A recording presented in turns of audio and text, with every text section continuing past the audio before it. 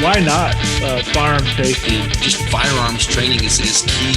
Guns are an excellent tool. If you are required to fill out that 10-day form or do a background check, you should also be required to attend a class, of course, so you can obtain that firearm and take that firearm home with you. But we're going to follow these rules. My shout out to you this week is to Jason. Well, this story just got ugly. My shout out's to Ed. Like I said to Jason, I just took a huge... It's going down, dude. This is good. Adam Has a Beard is sponsored by TrejoBoards and BohoSoul.com. I'm all about it, bro. Yeah, we all know it's not right. We all want change. We've been reacting rather than responding. We can say this, we can't say that. You can do this. Whoa, you better slow down. You cannot do that. We're not going to stand for this frustrating, endless. Because we hold a lot of fear around speaking our truths. Everybody should know that they can find The Refined Man at therefinedman.club or on Instagram at The Refined Man Barbershop. Never get it wrong, man. Never get it wrong. This is the law that you chose to uphold. You need to uphold this law. I really want to talk about that. That guy's, James Nazwood. That's so cool. Be back, dude. Don't forget that, man. Know that too. All right, we're recording. Holy shit, Adam. We're recording. You know what I mean? Yeah, buddy. I've been waiting for this fucking day, like literally all week. Yeah, me too. Like buzzing about it, talking My whole about schedule is built around it. Oh, dude, yes. Oh wait, hey Sean, are you monitoring the chat for us? Matter of fact, I am. It's to You're the the right best. of the video. All right, everybody leave a comment because we are live stream Friday at Adam Has a Beard. We are streaming on the Facebook page, Adam Has a Beard. So go there and share that because rumor is there might be a free t-shirt floating out there for somebody special. Yeah, it's gonna be cool. Anyways, man,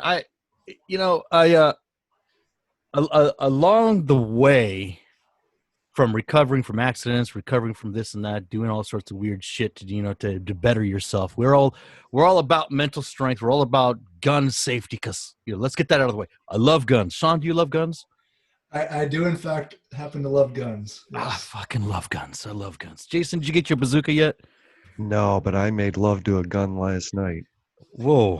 I love guns. What was his name? I mean, I put them on my pizza. I love guns so much. You know what I mean? Fucking guns. They're the best. They have a new toothpick. It's a gun. You can floss easier that way. Much quicker. I like that. I like that. Get rid of all the shit. Anyway, so we love guns. We love health. We love taking care of each other. We love being human beings. The one part of healing that is so crucial is the mental aspect of it. You know what I mean? Yeah, we talk about that all the time, right? All the time. And I think people are fucking crazy. They are. They are. They are. But who is to balance them? Who is to say, hey, you know what? This is how you do it. Nobody's going to give us time of day to say, hey, guess what? These are your available resources. You don't find that. Or you don't find the people behind these things who are more versed in how to take care of yourself. You know what I mean? We always talk about this toxic masculinity and how fucking beer, cocaine, weed, and well, I don't know about the cocaine and weed, but what I'm saying is we got this preconceived notion that we already know how to take care of ourselves. Yeah, we do. Wait, men or people? Yeah. Men. I was hoping we'd talk about men's health, Yeah, well, men's health, but then most importantly, people's health. Mental health. Yeah. You know what I mean? So if you get stronger physically, you have to make sure you're mentally or spiritually stronger. You know what I mean? You don't necessarily have to believe in, God, if that's what you believe in. You don't have to necessarily believe in, whoever. It doesn't matter. It does not matter what religious deity you want to believe in. Whoever it is that you believe in, that's because that's who you believe in, right? Mm-hmm. But there are so many other people out there with spiritual connotations and knowledge that have the ability to teach and help. And for today's show, I brought in, well, we got two people in the waiting room right now who I'm super stoked about. Yeah. You got your pick. Dude, yes. One, and I'm bringing them both in at the same time, but one, you have, let me just bring them in. I just absolutely love them to death. Both of them are amazing people. One is my sister. I love her to death. I love her so much. The conversations that we've had are so in depth. They're so deep, and they're just so amazing. And I just can't get over the fact that we're actually talking. You know what I mean? Her name is Miss Ella. I love her to death. Hi, Miss Ella. Hi, can you guys hear me? Yeah, I can. Yeah. Ma'am. Okay. Yes, ma'am. and the other guy that we're bringing in today, you guys know him already. I fanboy gushed out on this guy with the band Meridian Parkway. Mr. Antonio, badass guitar player. And it turns out him and I have a lot of things in common on a much higher level, just like Miss Ella and I do on a much higher level of learning, of spirituality, of being, of just being able to connect as people, you know. So thank you for being here, Miss Ella. Thank you for having me. Mr. Antonio, I see your I'm trying to figure this. This is the first time I use Zoom, and I'm trying to get it to work, but it doesn't seem to be working for me. Hell yes. But thank you guys for having me. I'm happy to be here. Yeah. Yes, Mr. Antonio, I want you to meet Miss Ella right there. She is, like I said, Miss Ella, hello. Hello. I'm waving to everyone, but you guys can't see me. Sorry about that, guys. I felt it. Yeah, thank you. No problem. Miss Ella, yesterday you had a conversation with I happened to creep in on just happened to click on the link and on IG, and you were having a conversation about how helping others, and to the point where you didn't know if you could. Some people with the empty cup, and it resonated. It's like you can help people to the point, spiritually or physically or mentally, but when you have nothing else to give, I mean, where do you go from there? How do you? Well, that's something I'm still honestly working on, because I tend to let myself get burnout sometimes. But I'm starting to realize that when I feel that way, because it's not only does it affect me spiritually, but it also starts to affect me physically. Mm-hmm. I don't know whether we have spoken about this or not before. I do have bipolar disorder. I am manic bipolar, which means I am up top always, like a million miles a minute. Let's do everything right now. So I've noticed when I'm not taking care of myself, and when I am giving more to people than what I can actually afford to give, it also triggers things like my bipolar disorder does. I will stop eating. I will barely be sleeping. I'll be starting a million projects and will finish none of them. And when that starts to happen, it starts to affect my home life. It starts to affect my relationship with my friends and everything. I start to get really closed off because I become extremely overwhelmed, and overwhelmed to the point where I cannot process things. And I actually just had this happen this past week, because within the past couple months, I mean, we all are going through, something that we all have never, ever been through before. And It's thrown everybody for a loop. But then after things started opening back up and we're trying to get some normalcy back into our lives, I had a lot of things happen in my personal life. I lost a very dear friend of mine.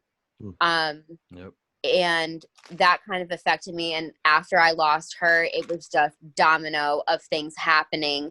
And then I got brought back into work, and I got thrown back into work full time. And going back to work full time after not working for almost half a year, it just got me to the point where like I just couldn't, like I just started shutting down. And that's when I finally was like, okay, I have to stop. I need to pull back from everybody and everything because I'm not taking care of myself. And I think it's important for us to realize that and get to the point that maybe we can, I feel like there's always telltale signs of when things are going to happen. You feel that build almost. Mm-hmm. And then, I mean, you and I have spoken before where you have come to me and it's like, I don't understand, like things I just don't feel right. Like I'm upset for no reason. And that's when I usually tell you, okay, I think it's time for you to separate yourself and for you to sit down and really just kind of think. Yep. 100%. I think that's what float tanks are so exceptional for. Cause like I find myself completely desensitized, no noise, no sound, no smell, no visual stimulation, no sonic stimulation, no environmental situations, no nothing. It's complete darkness. It's complete shut down mode, 110%. And I'm just in there and it's peace. Absolutely. And it's a complete recharge, and sometimes you have to do it. And that's why I'm so thankful for the things, our conversations, especially when I need like, man, I just can't think of it. Or I'll reach out and I'll talk with Tony. I'm like, man, do this, or I'll share something with him, or I'll share something with you, or I'll share something with Sean, or I'll talk with Jason too. I mean, it's like, it's all this big giant thing, and everybody's got a different perspective, and recharging is so key no matter how it is. I mean, with Sean, I imagine it's like one of these days, hey, if he ever comes out there, he invites me out to the farm, we'll go out there, we'll load up the old load up the heaters, the old pistolas, and go out there and do some shooting therapy. You know what I mean? Yeah. Ain't nothing like a little bit of controlled destruction. But then there's some times where you just got to shut everything down. And as empaths, as healers, as people, as humans, we have to learn to shut that down. What do you think, Tony, that these things are? Do you think these things, can you tell when it's what triggers these episodes? Like, Miss Ella, you too. I mean, both of you, just, fill me in. What is it that you think that is these triggers? I mean, because I think intuitively, you kind of always know to yourself what you're bringing forth or like what you got going on, right?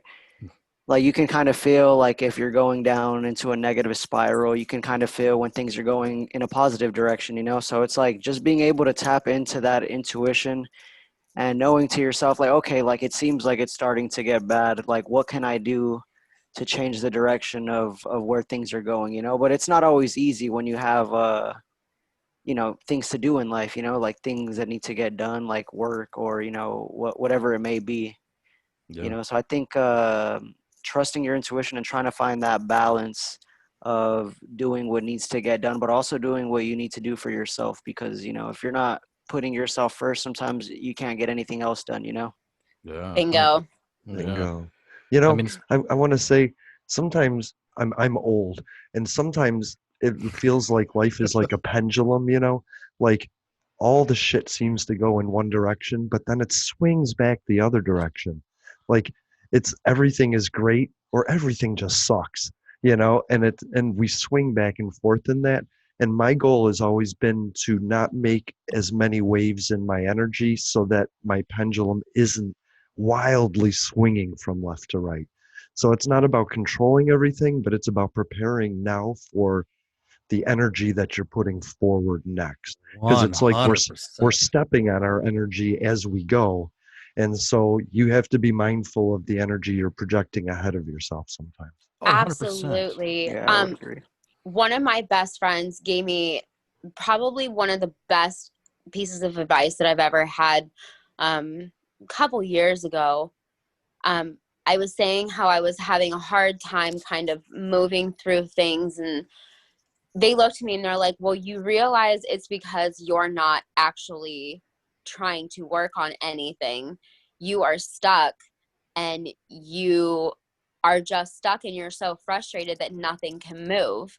So the best thing to do is when these things come, no matter how bad it sucks, is just to kind of ride that wave and to try to keep moving forward, to try to work through it instead of trying to stop it.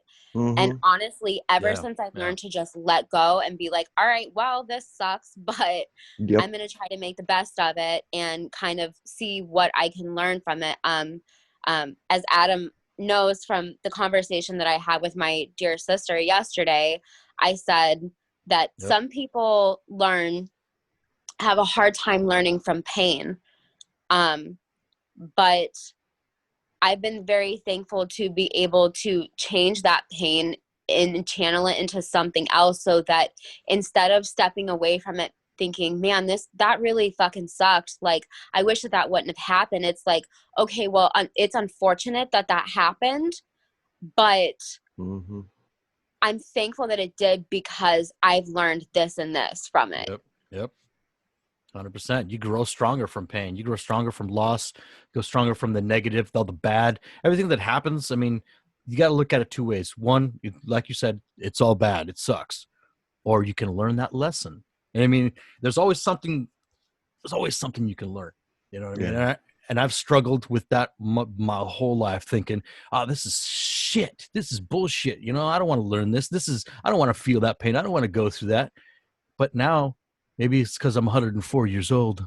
I've learned that, there's a lesson here.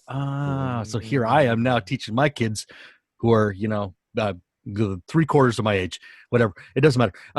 I teach them. It's like, look, my daughter, she's now, holy crap, she's almost 21. Shit. Oh boy. And my son is only, 8. So I try to teach my daughter, it's like, yeah, man, you got problems, listen to some Kill Switch Engage, and, just figure it out together. You want to wear makeup, wear makeup. You want to do your, you want to wear weird hair, wear weird hair. You want to, braid, you want piercings, let's get those. That's what your kid's saying to you, right? Well, that too. That too. But my daughter is such a beautiful soul, and understanding that in pain comes lessons, and lessons comes growth. Yeah. Absolutely. And right? you know what empathy is?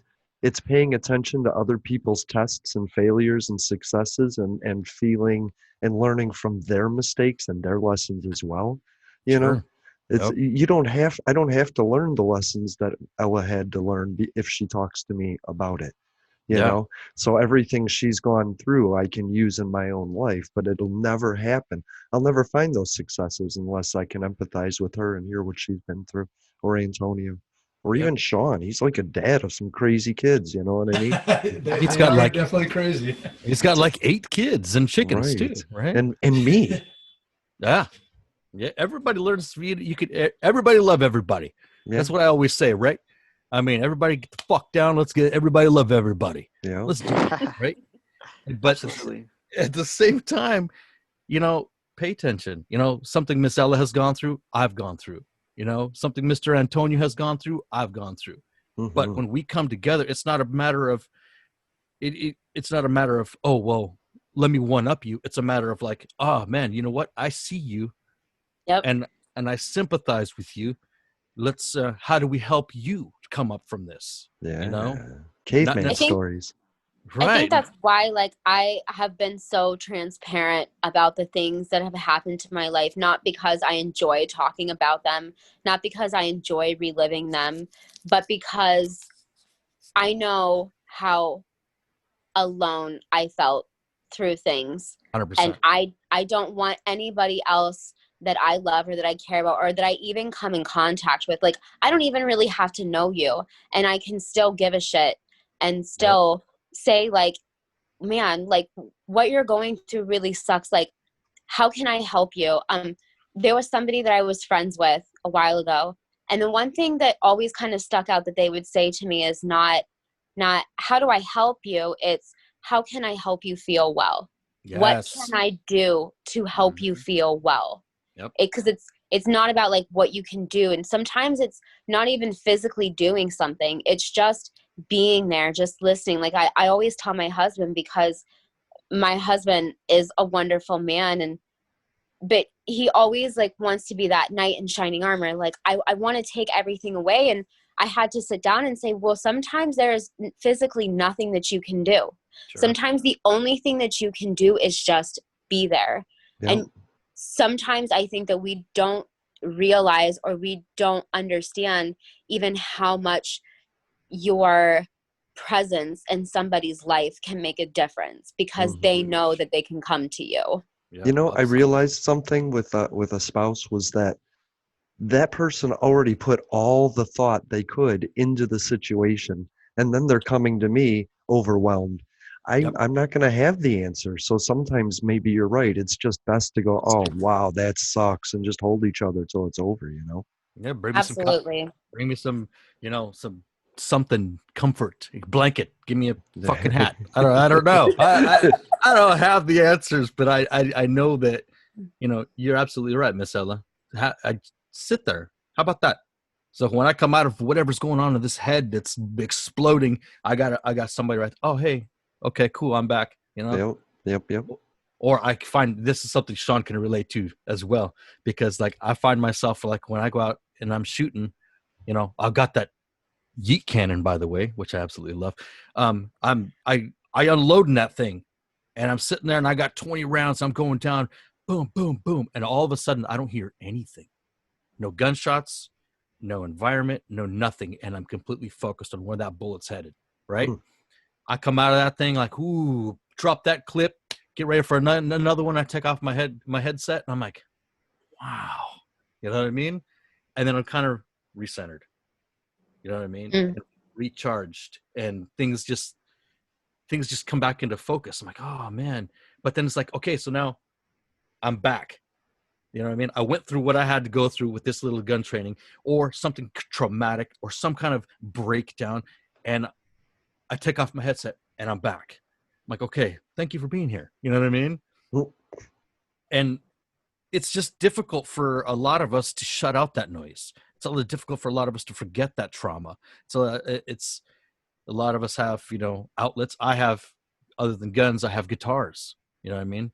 I find myself in my little guitar spot, and I light up my candles. I light up my incense. I light up my burner. I turn on my Mesa Boogie, and I strap on that eight strings of death and destruction. Yeah. You know, and I turn that son of a bitch up to, well, I can't turn it up past 3 because the neighbors are old and they get mad at me and throw rocks. That's beside the point. But I still unload, and I come back, and I, you know, like I forget everything, and then I come out, and my kids are like, "Hey, Dad, how's it going?" I'm like, "Yeah." You know?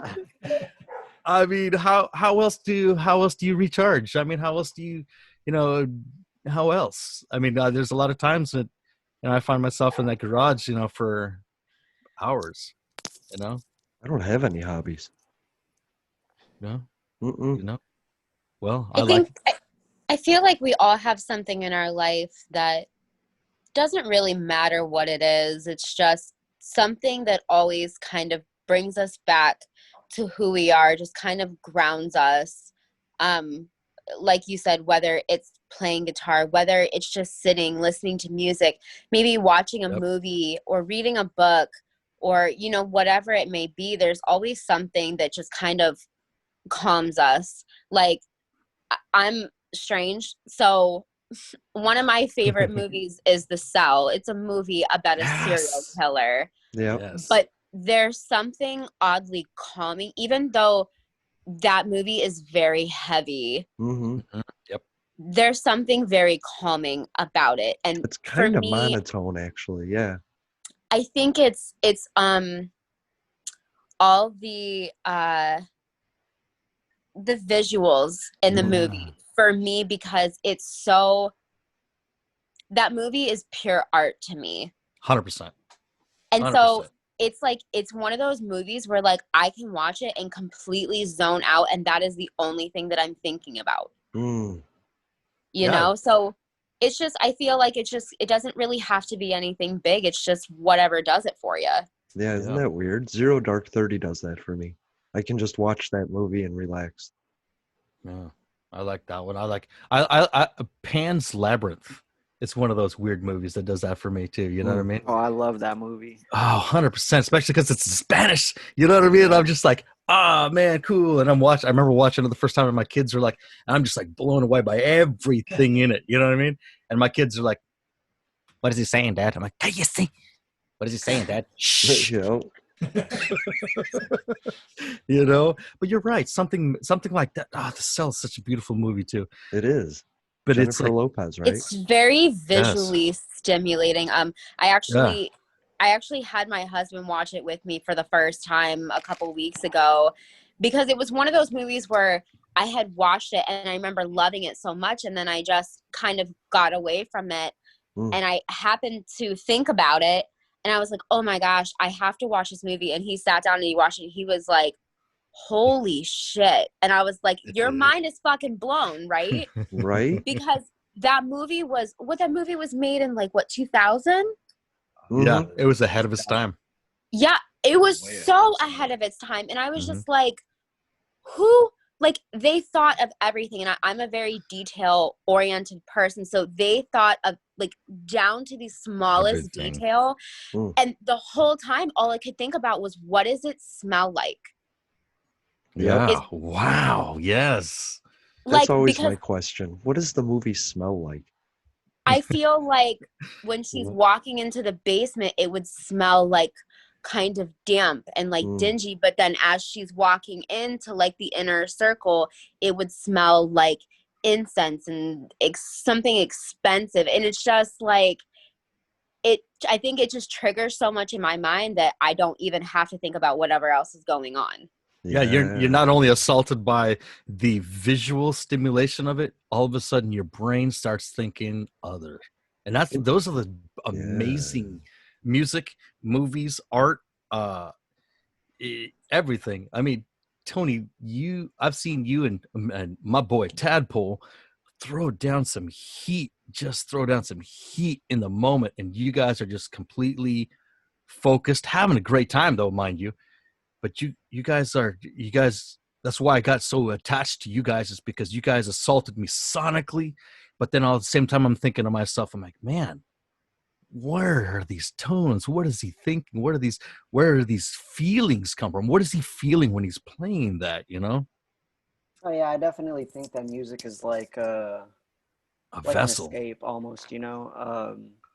I don't know if escape is like the best word, but maybe, like at least when I try to come up with like sounds, you know, I try to think of whatever I'm feeling in the moment, and I think, how can I capture this moment in my life into a feeling, into a sound? You know what I mean? Yeah. And I think for me personally, that's therapeutic, you know, and it's like a time capsule as well. You know, I could always hear a song that we've made and I'm like, oh, that takes me to this time or to this feeling or something, you know. But yeah, I mean, for everyone, it's different. Like, I think just sitting in my room with the lights off, like a dim light, and just writing for me is therapeutic. You know, it gets me out of like whatever else I got going on, or maybe not gets it out, but it allows me to channel it into something different, into something beautiful, like a song, you know? Yeah. Yeah. I love, like I said, man, I keep telling everybody about Meridian Parkway. Of course I'm gonna fanboy out, man. Of course I am. You know, you guys are my boys. Plus, when I get to LA, you know, we're gonna eat some ceviche, some tacos, some cervezas. We're gonna get some beach. You know what I mean? I just need to go back there. But more importantly, you know, I just want to connect with you guys. You know what I mean? You guys are well, you specifically, I don't know about Tadpole, but you specifically are more of the enlightened type of person that I usually hang out with and speak with, and just, you know, shoot the shit, have coffee, have a shot of whiskey, and just talk about, you know, it doesn't matter. It doesn't even matter. One of these days, Miss Ella and I will sit down, we'll have a shot of whiskey or coffee and shoot the shit about the stars. I don't care. You know what I mean? It doesn't matter. But the point is, the connection between you two has been just like epic. You know what I mean? And then, you know, even with Sean, him and I have been talking. We were talking about it before I started this podcast for years, right? How many years was it, Sean? 3, 4? Oh gosh, I'd probably say 5 or 6. 5 or 6. This is when I was working building guns. Yeah. You know what I mean? And then that connection is on a much higher level. Obviously, with Jason, we've had a connection for a better part of a decade. Mm-hmm. You know what I mean? And we always have conversations that are deep rooted in health, mental health, and getting together. And hey, man, let's do this. You know, and I'm thankful for all this. You know, and I wish Alex was here. I would really like you guys to meet him. I don't know where he's at. He's tied up or whatever. But spiritual growth. I mean, I can't even stress about it. You know, sometimes some of us are born into it. Sometimes we're baptized by blood. Sometimes we're baptized by experience. Sometimes we're blessed with, you know, friends saying, "Hey, you should try this." I mean, what got you into, you know, either Tony, Jason, anybody? What got you into being more aware of your spiritual side? For me, I don't know if you caught this in the conversation yesterday with my sister Solo, but she had asked me the same question. And I said, well, you know, growing up, I grew up in the church, grew up in a very Christian home. But it never really felt right to me.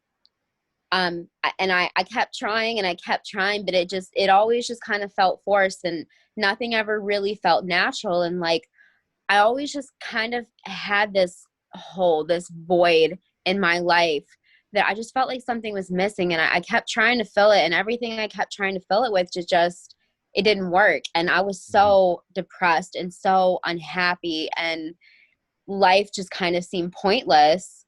And then when I met my first coven is when they basically kind of opened me up, and it's like, okay, well, you realize this and this and this about you, right?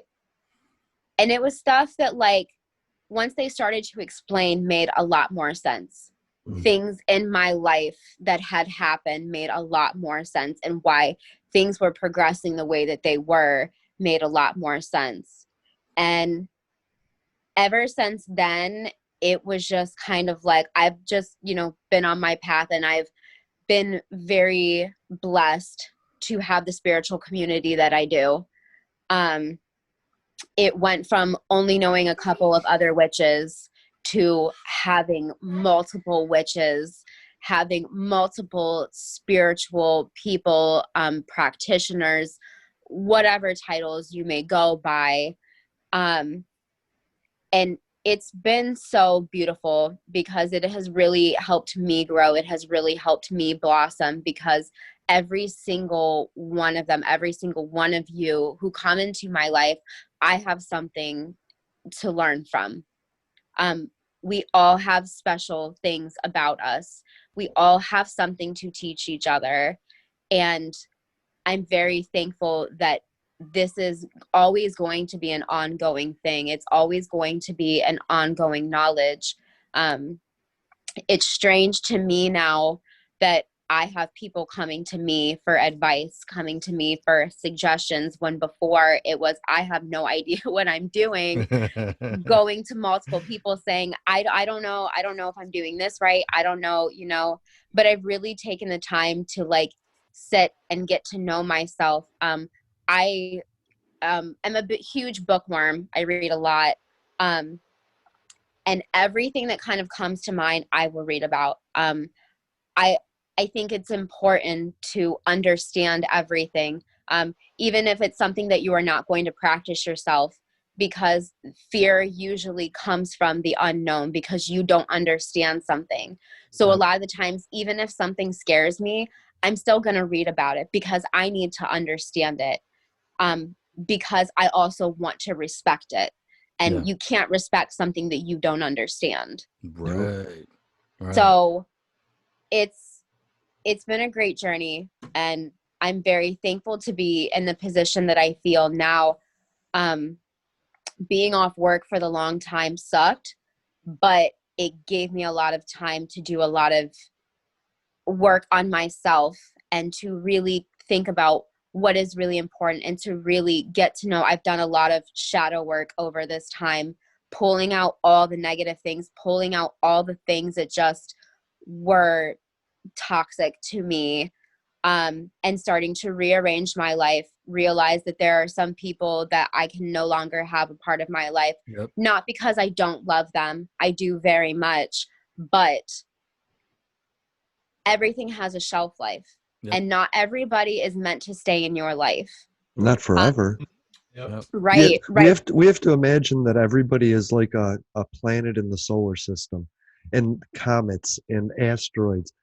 They come and they circle us and then they leave, or sometimes we're in alignment and sometimes they're on the other side of the galaxy. Giving up on somebody doesn't mean permanently. It just means until their orbit brings them back around for you to decide if you have the strength or if they have the growth to work again. You know what I mean? Yeah. Absolutely. I 110% agree with that. Yeah. And it's been really great, Adam, when you came into my life, like, just kind of showed up one day. And I kind of do that like Miley Cyrus a little bit. You know what I mean? He does do that.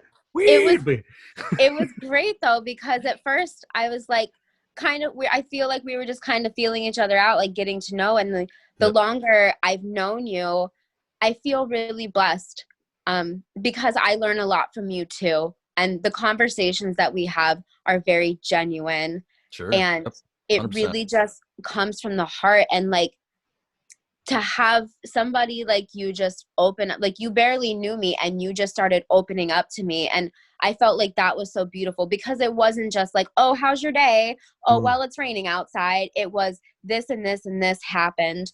This is how I'm feeling. This is why this and that. And it's been wonderful getting to know you that way. I mean, as much as I hate social media, I have met so many great people that live on the other side of the country.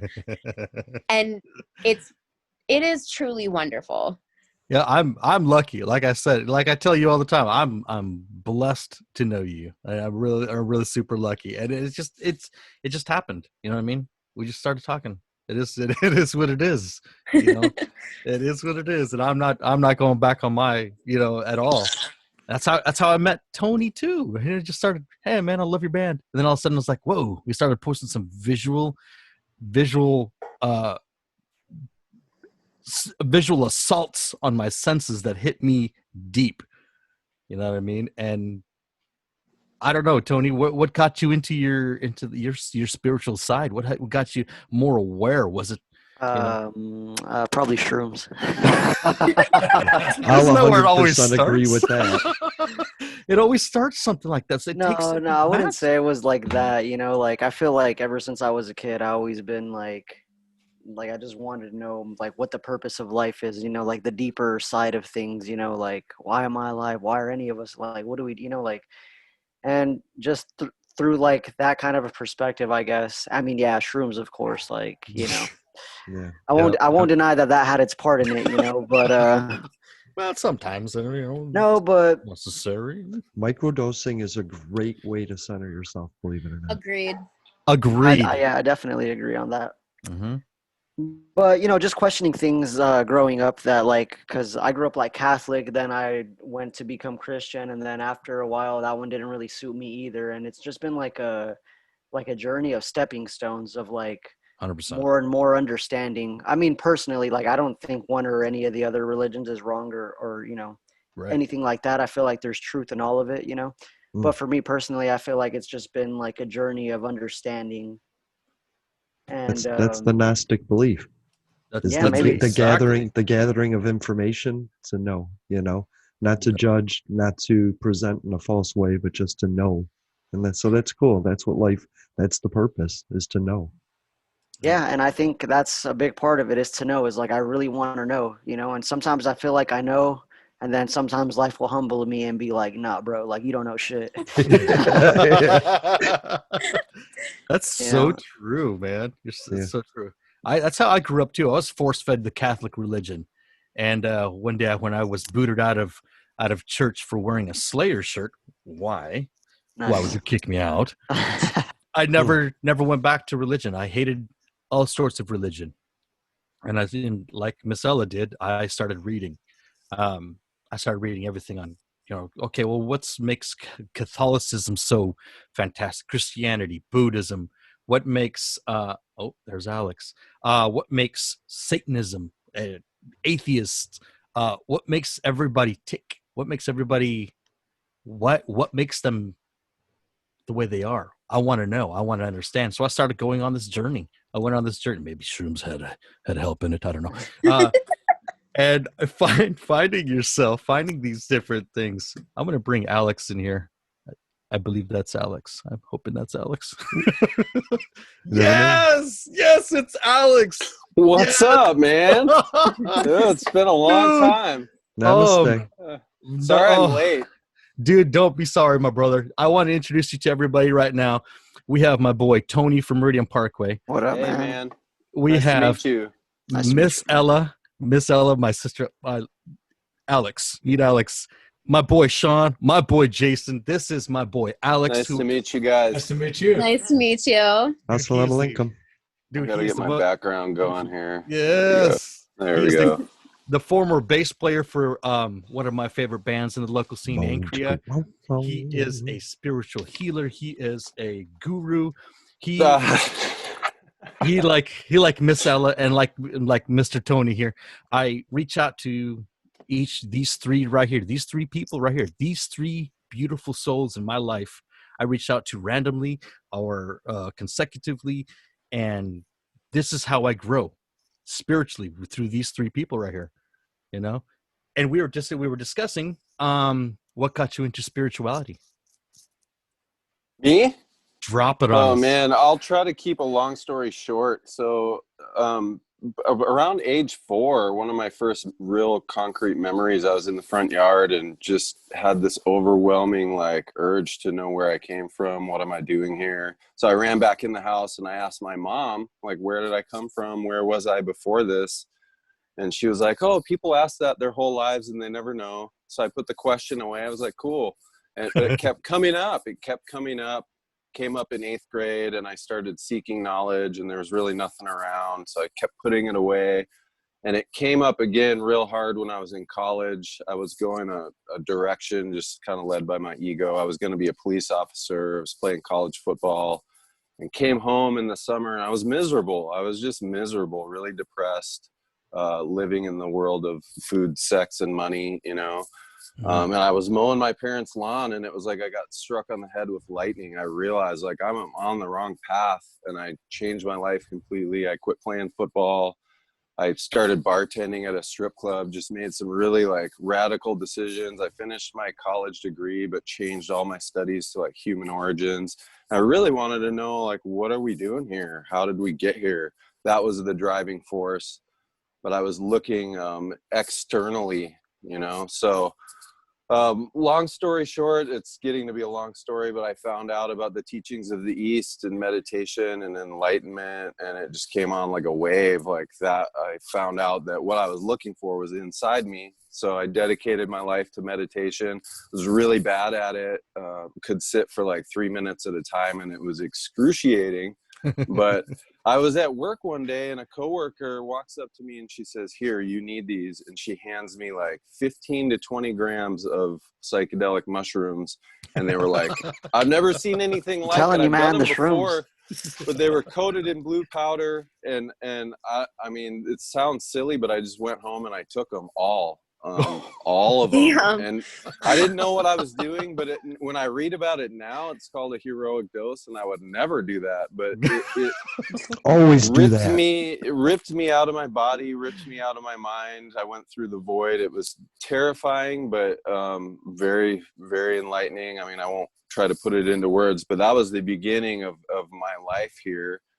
For all that was 25 years ago. For all I know, I'm still laying on the floor in that apartment. And this is just a dream. But that's shortly after that, Adam, is when I met Jake and Scott, and we started Ankria, and the ripple of my awakening kind of had an impact on them, and we connected, especially me and Jake, on that spiritual level. Just you did. He understood. He helped me through reintegration, and he had been through something similar, and I just started this thing that led me out to Seattle, and we did, I don't know how many shows, somewhere between 500 and 800 or 900 shows over 11 years. Easy. And it was amazing. It was amazing. That was my religion at the time, and I tried to share consciousness with people. One of the things that I came back with from the trip was, one thing I'm here for is to help people remember who they are. And to do that, it's not preaching, it's just living in such a way that it reminds people. And that's what kind of Encria was for me. And when that ended, the spiritual journey just kept unfolding. I got called to kind of get into the healing work, and I was really bound up still, contracted, had a lot of pain and suffering in myself, and didn't really know how to deal with it. So I started asking the universe to provide me with healing. That's how that started. And then I went through like massage school and formal Reiki attunements, and the healings kind of unfolded through that. And then there's another layer that started. This is almost over. Sorry, guys. It's a long story. Don't be sorry, dude. I want to hear this. About 4 or 5 years ago, I really got the pull to start working with a meditation teacher. Like, I'm finally ready to go a little bit deeper with it. So I put it out there, just said it out loud in my room, and I was guided to a teacher, and I've been working with a lineage and was initiated, and I'm really getting deep into my own personal journey, undoing all that programming and conditioning and identifying with the body rather than universal life itself. And it's difficult work, so I needed the help and the cheerleading. So that's where I'm at, here now. It's been a while since we've talked, so. Oh, 100%. I mean, I'm definitely one of those guys that's cheerleading in your corner, man, because I appreciate it, man. I always have been, man. I mean, I've always been drawn to very, very higher level people, you know what I mean? Like, for example, for you, it was always like we were always playing shows together, you know what I mean? Hell yeah. And we were always, I don't know, I was kind of this micro tornado over here where you were this calming chaos over on this direction, and I was always gravitated to you as a friend. And I don't know how many times, like, hey man, let's go out and puff on this joint, or hey, let's go drink a beer. Dude, we probably hugged 1,000 times. Easily. And I always felt drawn to certain people in certain bands. I could list them, but I don't want to make people feel left out. But I felt like there was certain people doing it for more than the fame or just whatever reasons people go into that lifestyle. There was like a deeper level going on there, and I really vibed on that with you. I remember that distinctly. Yeah, I loved it, man. It's that energy. It's like just a matter of not necessarily standing above everybody and having all eyes on you. It was more of an exchange of energy. Yeah. When you do it right, you get out of the way. There would be periods when me and Jake and Scott would be on stage, and all three of us were just surrendered. And it wasn't just us three. It was everybody in the room collectively contributing. Yes. How different is a practice from a show? It's all that energy from the people that are there. It's so beautiful. Yeah. And it wasn't forced. It was never forced. No. That's the beautiful thing about that transfer of energy. I mean, Miss Ella, have you ever had something like that? Something massive, or Tony for that fact, or Sean, something so pure and so raw and such chaos and such beauty and purity? Have you ever had that exchange where you feel it and all of a sudden your soul is just lit on fire? I mean, LSD did that for me. I know that sounds like white people hippie bullshit, but legitimately I think that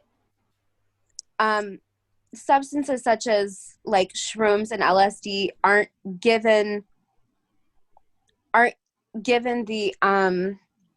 the respect that they are due. Like when I first did LSD, my friend told me, they're like, just so you know, like after you do this, like nothing's ever going to be the same. Yeah. And you are going to see the world in a very different way. And I was like, okay, whatever. And I went into it not really knowing what to expect, and they told me like the best way to do it is just don't have any expectations, just take everything as it comes to you. Yep. And thankfully, like my first time was very, very mild, and the way that we do it is more of like a meditative thing. It's never a party drug. It's used as a spiritual tool. And so like we had all the lights off, we had candles lit everywhere. And I remember laying down and doing this chakra balancing meditation. And I've never felt anything quite as pure as that moment. Wow. Like, it was just like, people asked me, they're like, what did it feel like? And I was like, to me, it felt like I was in a really fuzzy, warm ball of light. And like, I was the happiest I have ever felt in my life. And like, there was nothing that could absolutely spoil that. And then even like the day after, everything just, I don't know, like I hate the way that they show it in movies and TV and stuff like that, because it's like, oh, like you take it and all of a sudden like everything's moving and blah. Well, okay, yeah, like that can happen, but it's not always like that. And for me, like I guess part of me was expecting to have like this epiphany during the trip, when in reality, that's not what happened at all. It hit me like months later that you're right. I did start to notice more things. I felt like my intuition was stronger, that my ability to feel what other people are feeling became stronger. I was able to see past the veil of bullshit that most people just take as truth. And it was not so much in what was being laid before me and what I was physically seeing. Like, I've always heard that quote, like, I don't need ears to hear and I don't need eyes to see. And I was like, all right, whatever. But legitimately, that's how it feels. Like everything that you're not saying, everything that you're not doing, I'm still hearing everything that you're saying. Like, even without you saying it to me, I know what's going on. I know what you're feeling. And it's just, it has changed my life in such a positive way that it humbled me. Nice. You know?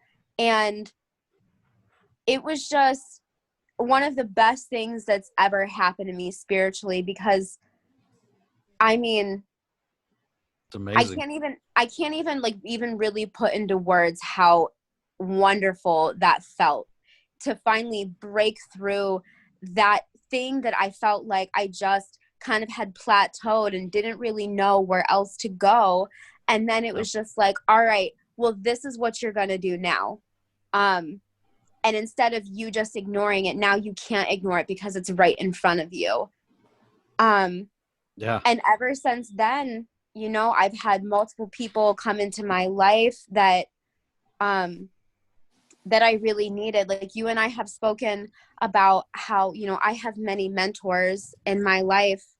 And my very first mentor, who she also has become one of my absolute best friends, I put it out into the universe that I needed her to come into somebody to come into my life, because at that point I felt lost because my path was going in a different way, that I didn't have anybody to really guide me on how to do things. And she came into my life, and like a couple days after I had actually physically met her, I was like, holy crap. And then it's just boom, boom. Everything just started falling into place.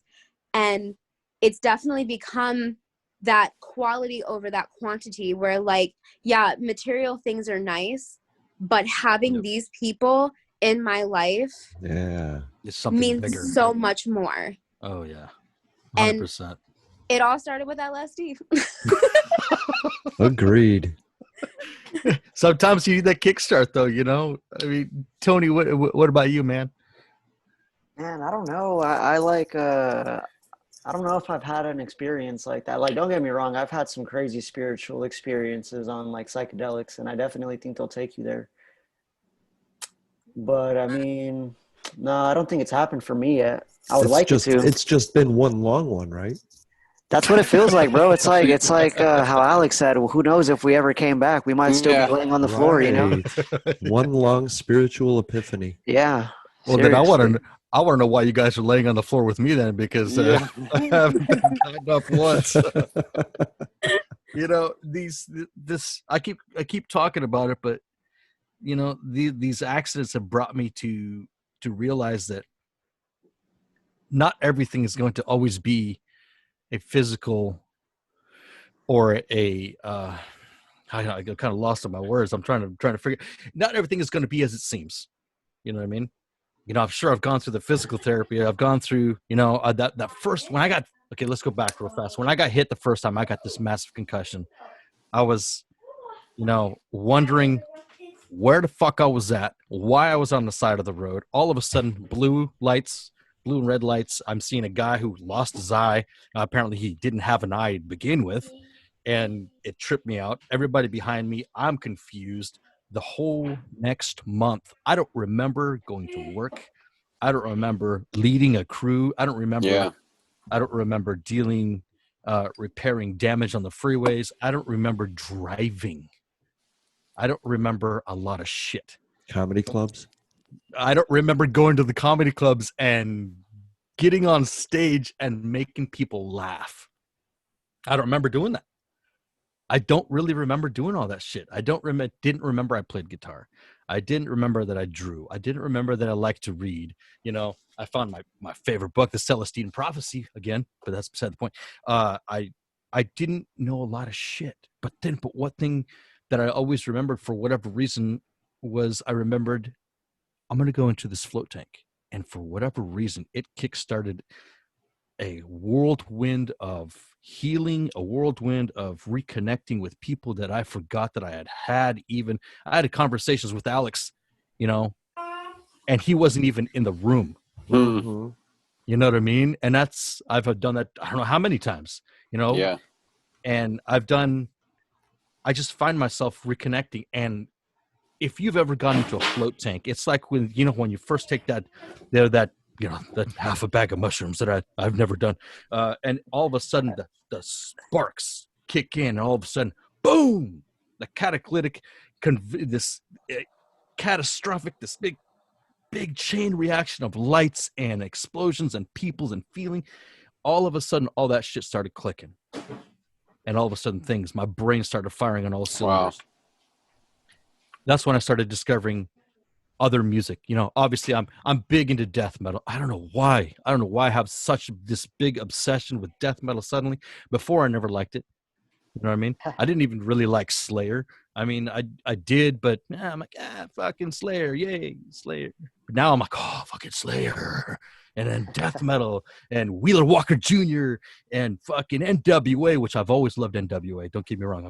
I'm always down, but not fuck the police though, because I got friends in the police department. But beside the point.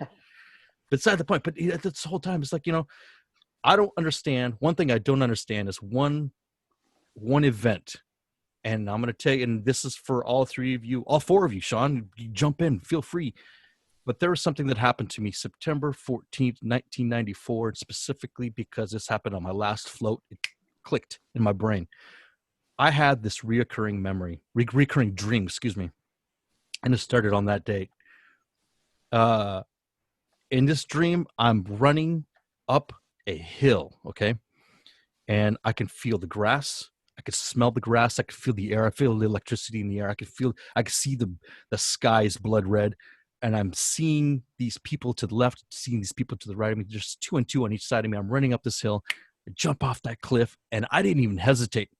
Head first, boom, into that water.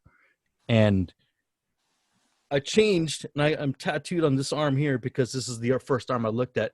And I had these scales as I was looking at my body. And this reoccurring dream has happened to me for, like I said, since 1994, specifically that date. Do you guys have any knowledge as to what and why somebody would have a reoccurring dream on that level? Like, yeah, I don't even know what else to say about it. I mean, do you guys have any kind of knowledge? I mean, do you have any experience with reoccurring dreams? I definitely have several reoccurring dreams that have been going on for 15, 20 years. Like there's one where there's some mansion somewhere and like everybody I've ever known is there. I call it Thug Mansion or God Mansion.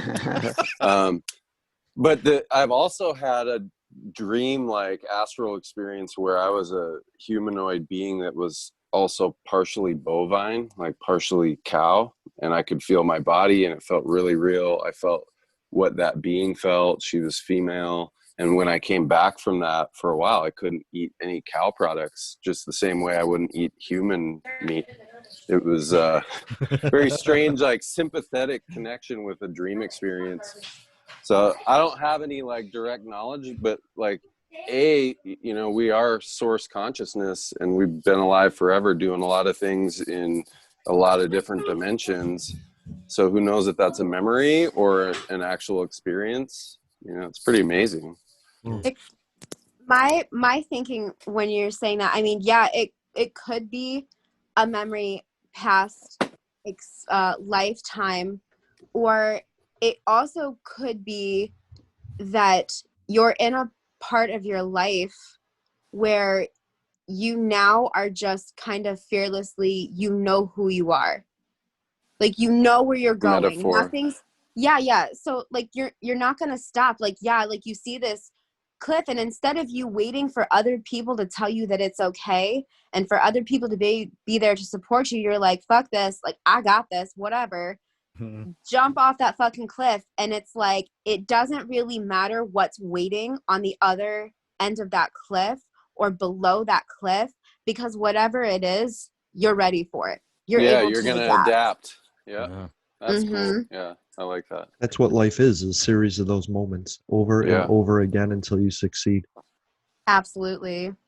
I have a lot of deja vus.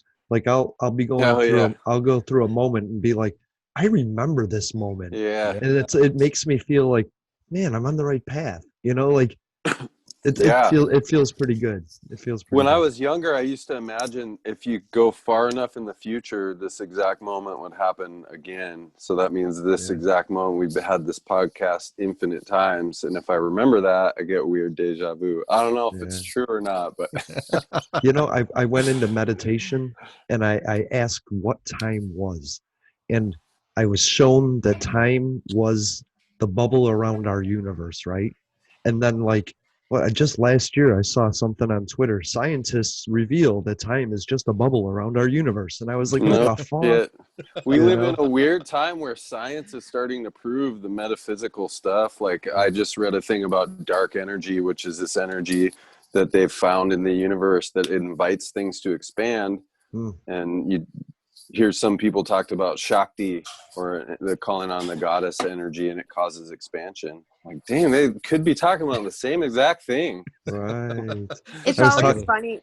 It's always funny when I hear like scientists have proven that really everything does have energy and everything does give off vibrations. And like, we've only been saying this for how long? And y'all have been calling us crazy for how long? Right. Burning our ancestors at the stake for exactly saying the same thing. Come on, Oh my God. So my dad is an astrophysicist. So I think growing up in a house where he studies the physics of space, and they've launched a thing that's floating around the sun that does infrared measurements of stars, and growing up in a household where he was supposedly on the cutting edge of science, I realized like how little we know. We're living in an absolute mystery, man. It's freaking cool. They won't admit that.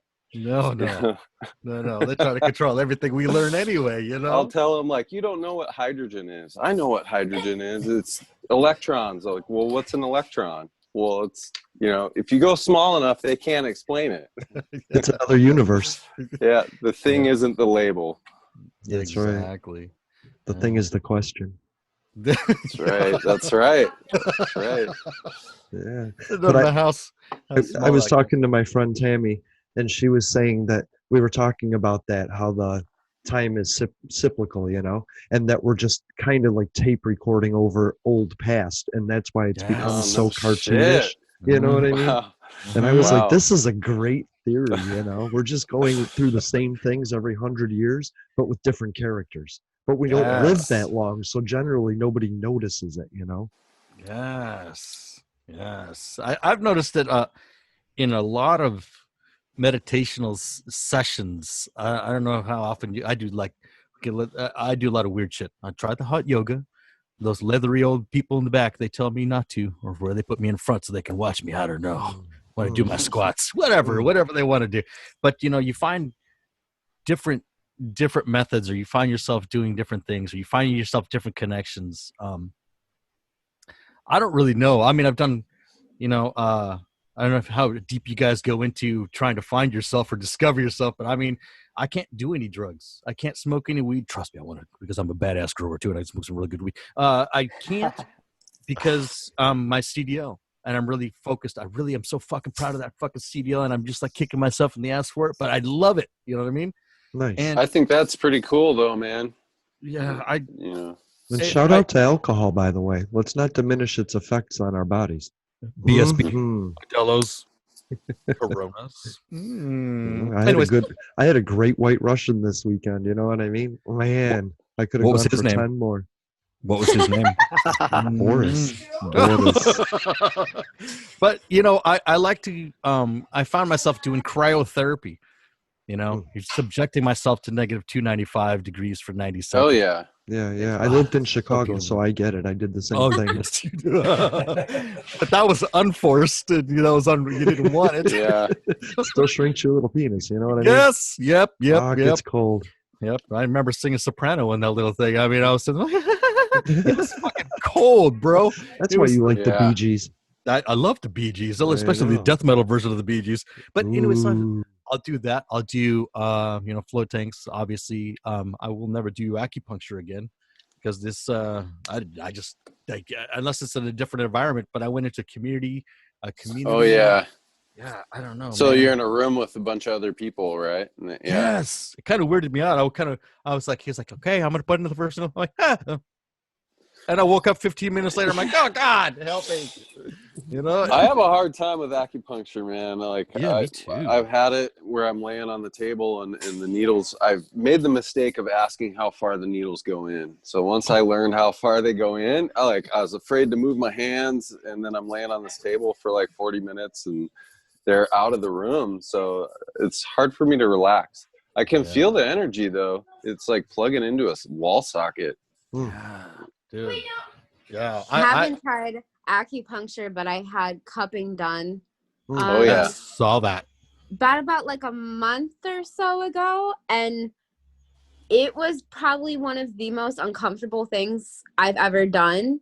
However, afterwards, it was wonderful. Like, I would do it all over again. And the girl kept asking me, like, are you okay? Is the pressure okay? And I was like, I'm pretty much just accepting the fact that this sucks. Yeah. And that it hurts. And that afterwards, I'm going to feel better. So you do what you got to do. Yeah. Did you go for an injury, if you don't mind me asking, or was it just for general wellness? Just for general. Well, my back, the muscles in my back had been really messed up. And I was extremely tense, and because I was under so much stress, like I was holding it all in the top, like in my shoulders and stuff like that. And like, it hurt to move, it hurt to sleep, it hurt to do anything. And I was like, I need some relief. And my mom is like, let me pay for you to get a massage. So I did make the mistake of getting a deep tissue massage the same day that I got cupping. I don't suggest that. Yeah, after the cupping? Oh, I got it. It was before the cupping. Okay. And still, though, yeah, that's a lot of trauma on the tissue in one day. I felt like crap the next day. Yeah. And so that's when I was like, I probably overdid it. But let me tell you, I left that place.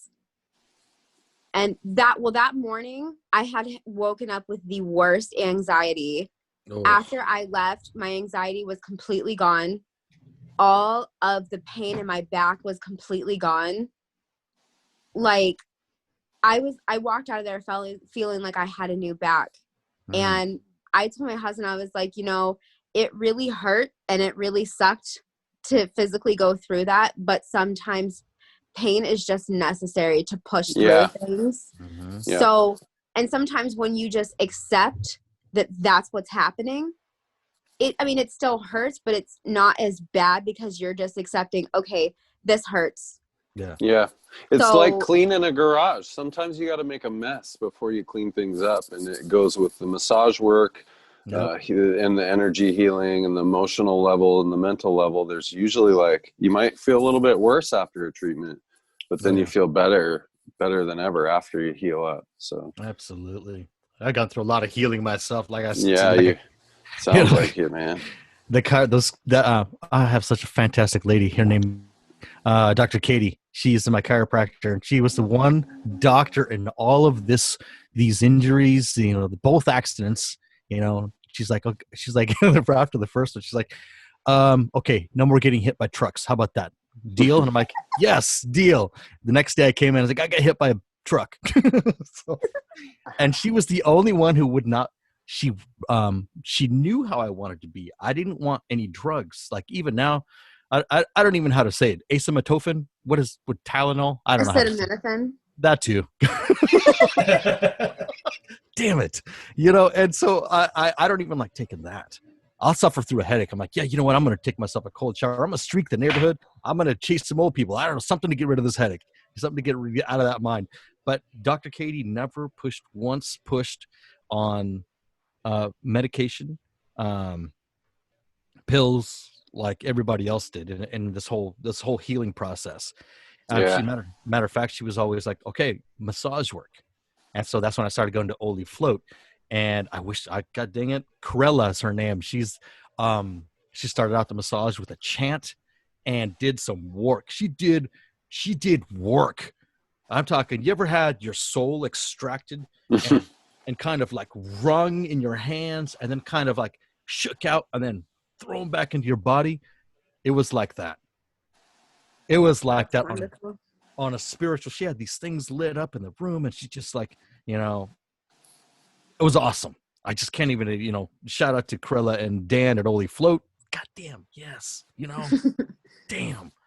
But you know, there's so many other avenues of healing. You know, connecting with somebody, connecting with you, Alex, connecting with you, Miss Ella, you know, Sean. You know, hey man, let's talk some food.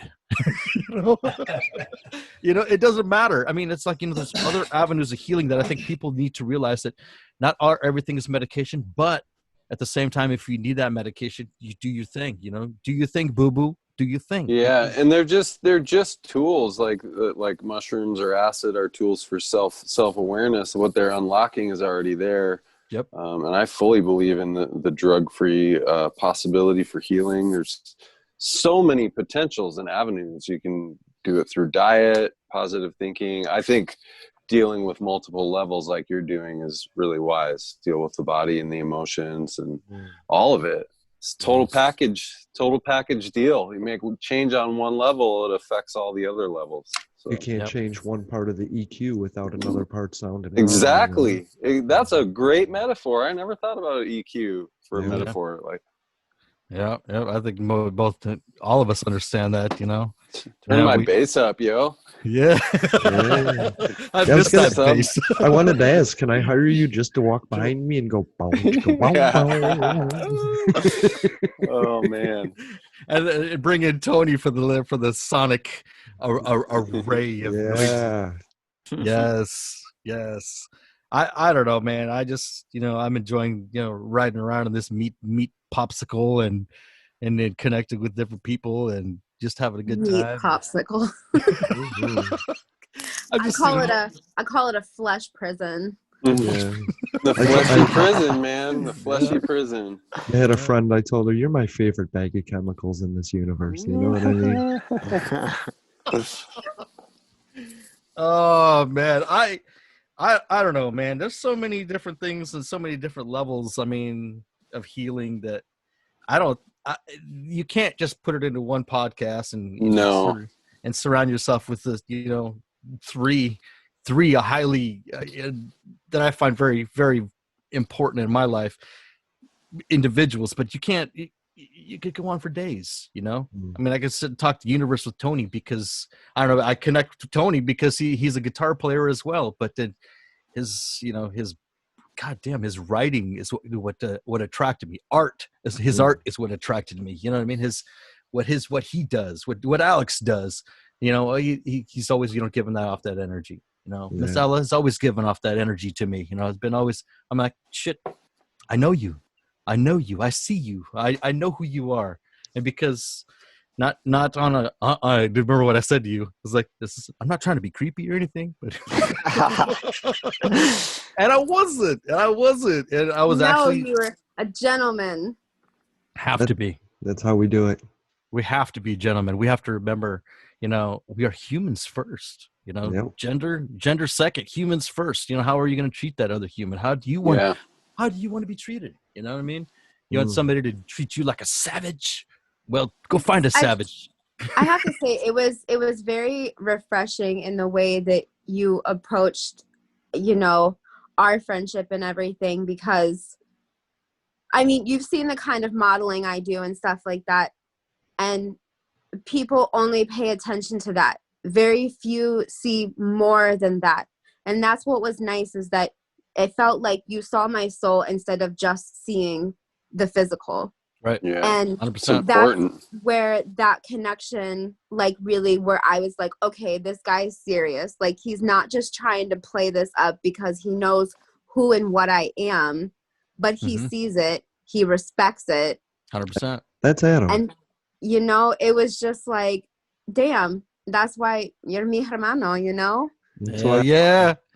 Well, yeah. That's why I love. I mean, what do I say to everybody? I always say, everybody love everybody. Yeah, it's a hard platform to be on. I realized that when I ate all those mushrooms that we're like all the same being. Like, I realized it is truth for me, but that's not something everybody wants to hear. But I feel like people in this podcast can definitely vibe with that.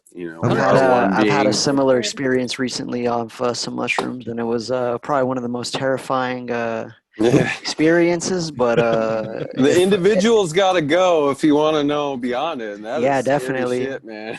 It can be definitely. Yeah, mushrooms can be terrifying. I mean, I remember one time, I think it was that same date. My buddy, his name was Antonio. Him and I did wash dishes at la IHOP.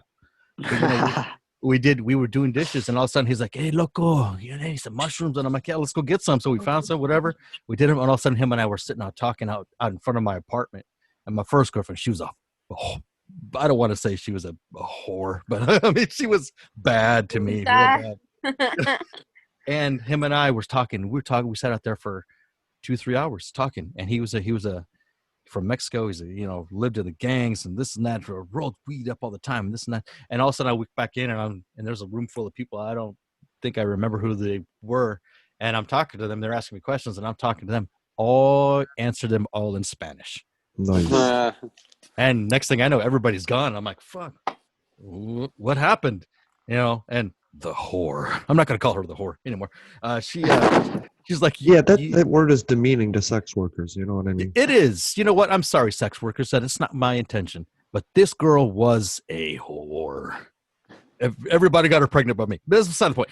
But she told me, she's like, you forgot. Once? Yeah. Wow. It's another story, another time. It was bad. It's all bad. But she told me, she's like, hey, asshole, speak English. Speak English. We're in America. Speak English. And I'm like, I'm speaking English. She's like, you're speaking Spanish, stupid. I'm like, whoa.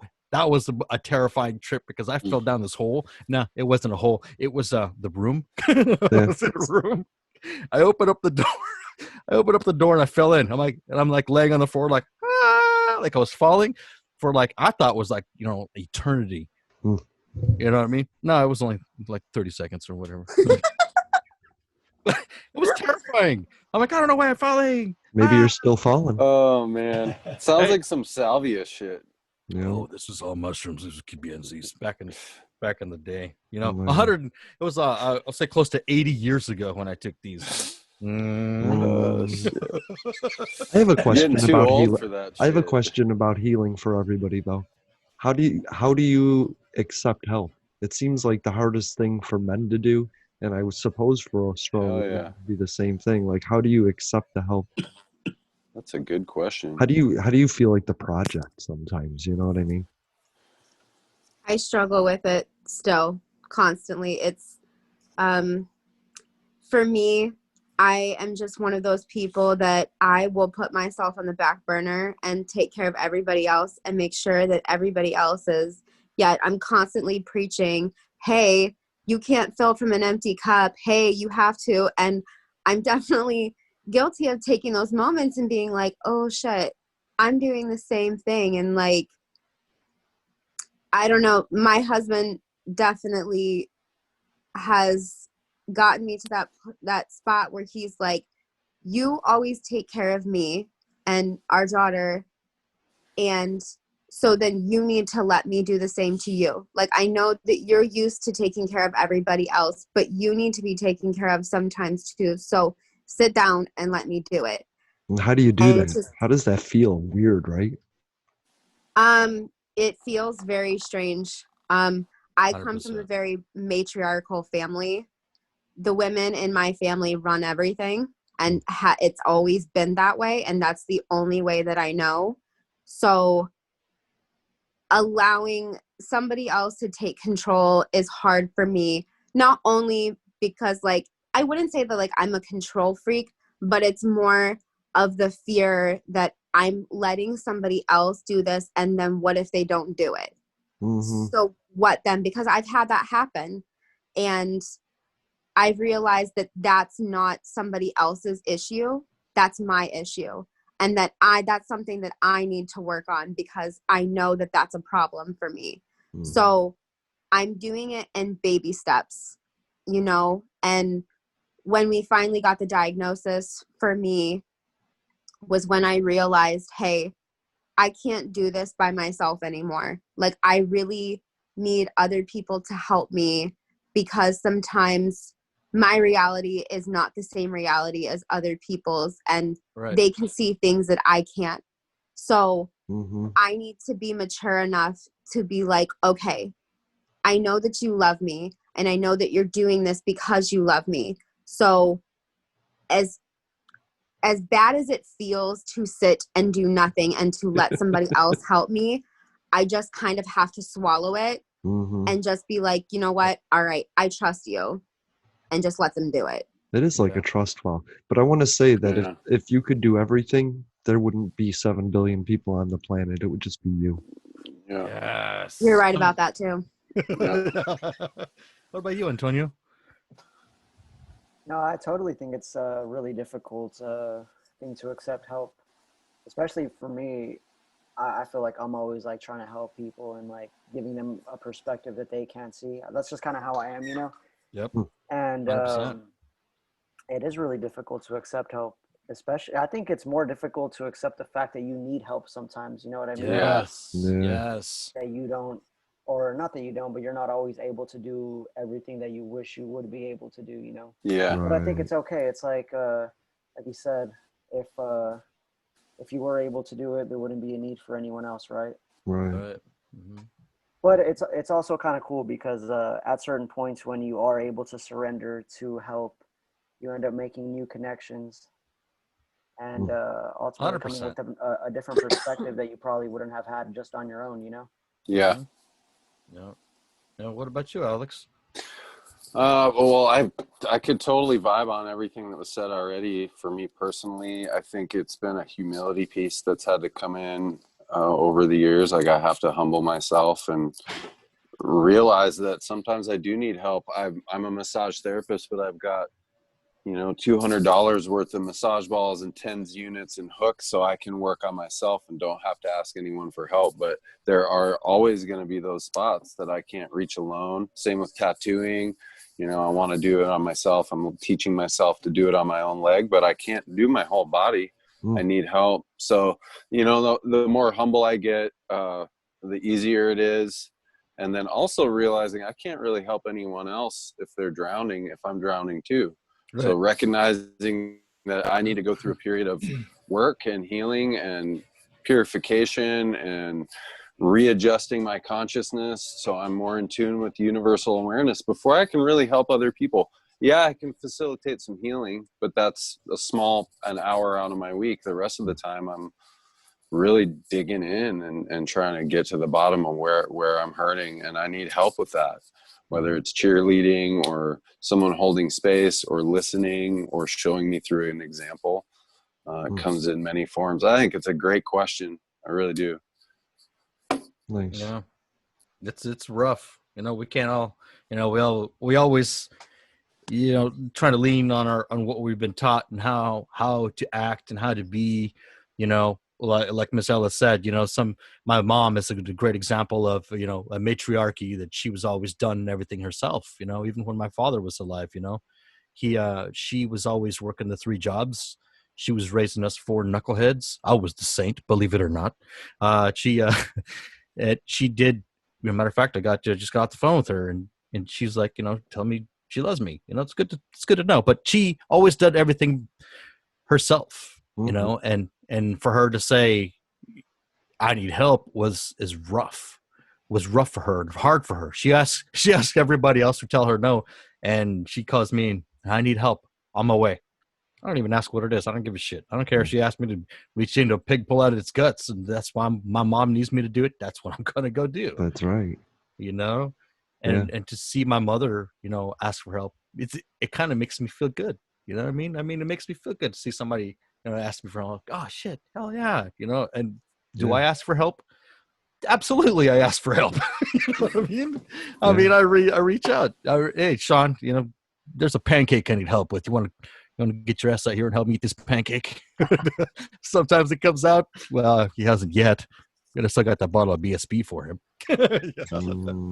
You know, I reach out to Miss Ella on a regular basis all the time.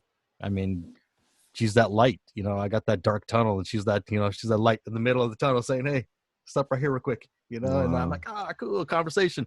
Tony, you know, him and I have had random conversations too that are just, you know, fantastic. You know, his music is what I listen to when I'm like, shit, I wish I could talk to Tony. It's 2:00 in the morning. He's asleep. Meridian Parkway. You know what I mean? I listen to all this shit. I'm like, fucking all right.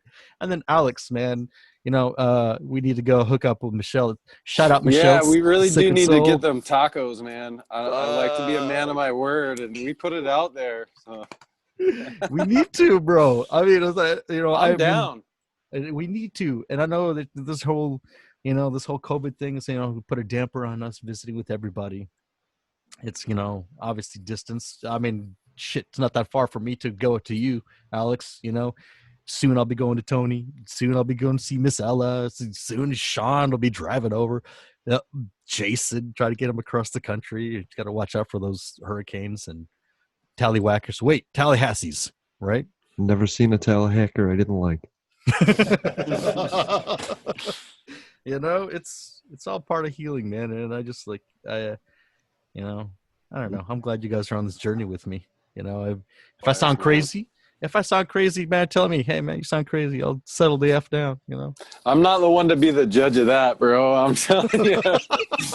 Oh, you sound crazy. But if you sounded normal, I would be concerned.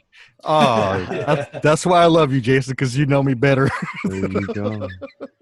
Hell yeah. I mean, we live in a crazy world, and it's obvious now. Like, it's more obvious now than ever. Like, whether it's nature or man, like, it's kind of crazy in a kind of a good way sometimes. And you got to be a little crazy to get through this. Absolutely. Yep. I mean, we're suffocated. Miss Ella hit on this, and I really want to, and this brought us all back full circle. Not working for 6 months, not having this human interaction, and then all of a sudden being thrust back into this whole group of people, you know, that we're all working with each other all of a sudden when we weren't having any kind of contact. Right. Is kind of hard. It's kind of a shock to the system. I'm feeling that socially too, by the way. Oh, 100%. I find myself, you know, I was having a conversation with Marco Hernandez, who owns a Lip Fuse Tattoo. I've known him for a better part of my 104 years on this planet. He and I were talking, and all of a sudden I got this, I gotta go. I can't be here. Right. And I called him later, and he's like, yeah, dude, I saw it, man. I saw it happening. It was weird, man. It was like all of a sudden it just like swarmed and covered your eyes glazed over, and you shot out of there. And how do you adjust to that? You know what I mean? Meditation. Repetition. Yeah, because I remember, you know, before I'd walk into the building, I'm like, what's up, motherfuckers? And I'd hug everybody in the room, and we go do work, save lives, you know, fix the freeway, respond to accidents, you know, and now it's like we get all next to each other and we're just like, oh, you good? Good? All right. Stay home if you're sick.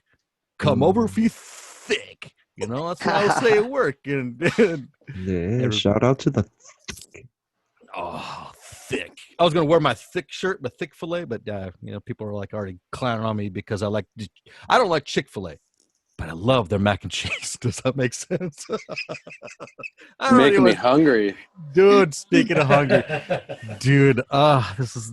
I see now in my show. Whenever we do this, my podcast, dude, we sit here, we talk. Hey, Jason and I and Sean, we get into some heated subjects. We get into some heated topics. We talk about some heavy things, and then all of a sudden, we'll talk about food.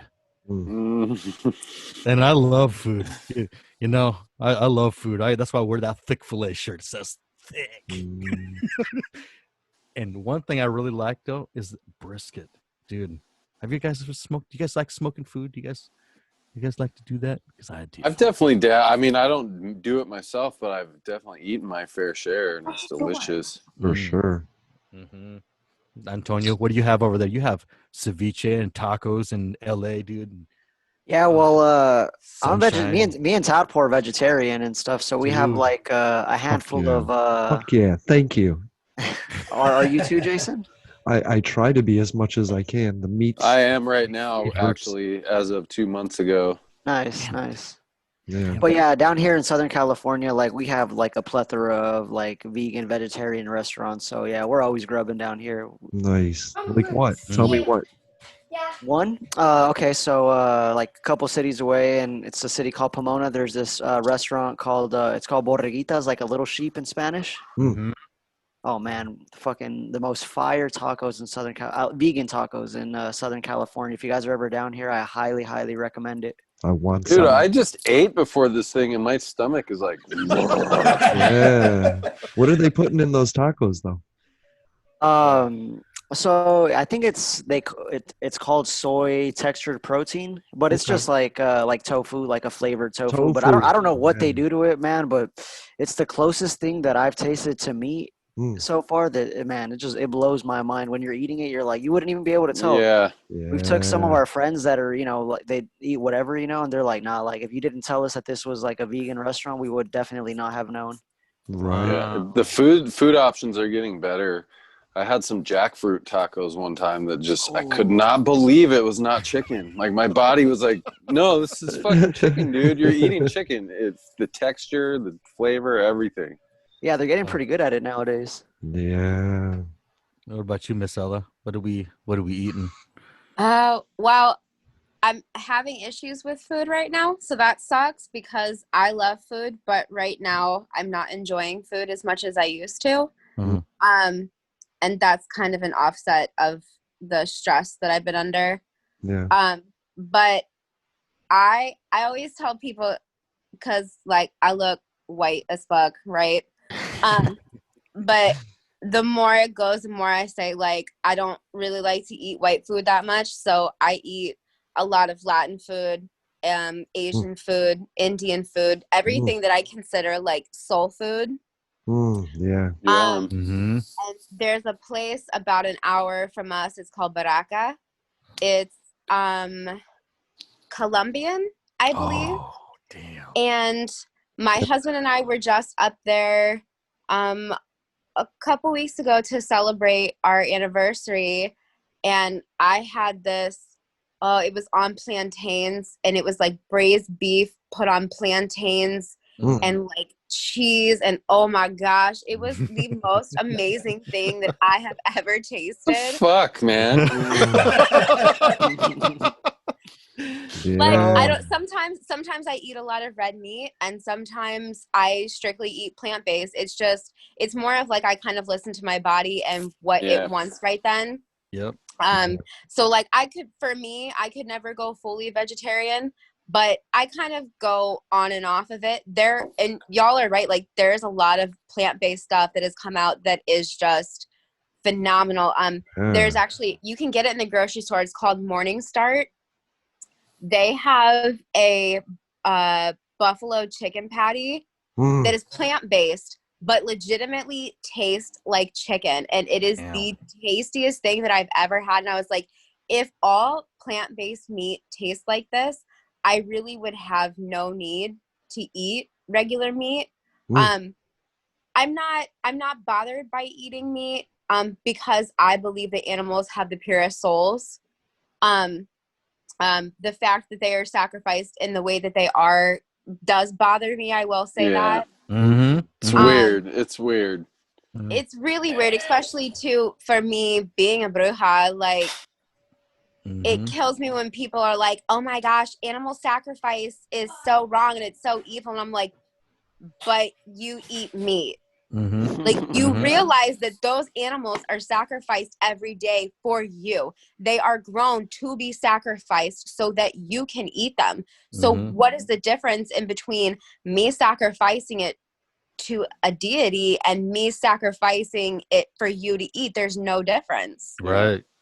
And likely you're going to treat it with a lot more respect through the whole process before and after than most of, I guess, the general population doesn't even think about it. They just eat their meat. 100%. 100%. Absolutely. If I had to hunt for my meat, I'd be vegetarian for sure. That is what stopped me. My friend brought over 2 chickens that her neighbor had killed, and all the fur was off, or the feathers, and so I had to cut them up in my sink. And I did it, but I was shaking, and it's so similar to human skin and all the ligaments. I was like, I can't do this, so I shouldn't be eating it. Right. I can't do it. It was weird. Never had to prep my own meat like that. It's a process for sure. You know what I mean? I mean, if I had a farm, I mean, which I know Sean does. If I had a farm, I'd raise my own animals. But like growing up, we had farm. We always had something. I just couldn't eat goat. Just those damn animals. They're so chewy. I want to fight a goat every time I see one. I'm they like, bite I'm gonna back. Fight you. I never bit a goat that didn't bite back. Never met a goat that I didn't want to fight. You know what I mean? It's like growing up, these things always headbutted me and kicked my ass. Oh, those fainting goats are pretty fucking hilarious. Yeah, they are. I would have one for revenge, but then I feel bad. I'm like, is that the defense mechanism? You make the predator laugh by falling down, like funniest way ever. Oh, that's hilarious. I noticed that a squirrel's reaction to danger is to scream as loud as possible, and I was like, why are you a honing radar for what's going to kill you?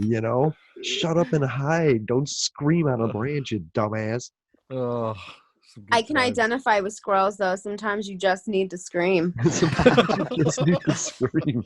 A lot of humans have that as the that's what they do.